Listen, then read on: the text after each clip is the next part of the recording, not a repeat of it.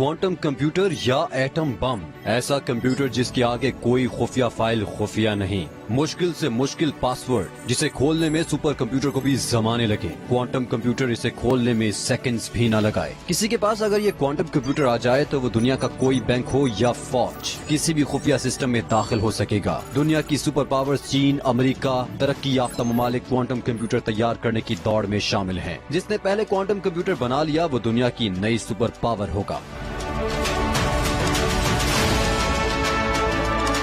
आज इंटरनेट पर जो कुछ हो रहा है, ऑनलाइन खरीदारी से लेकर बैंकों में रकूम की मुंतकली तक, सब कंप्यूटर की खुफिया जुबान में दर्ज होता है। अगर क्वांटम कंप्यूटर आ गया तो कंप्यूटर की खुफिया जुबान को तोड़ना मुमकिन हो जाएगा। जिसके पास ये क्वांटम कंप्यूटर होगा उसमें ये सलाहियत होगी कि वो सेकंड्स में बैंक में खातों का सफाया कर दे, हुकूमती दिफाई निजाम को मुकम्मल तौर पर मफलूज बना दे और बिटकॉइन तक बटवे झाड़ ले।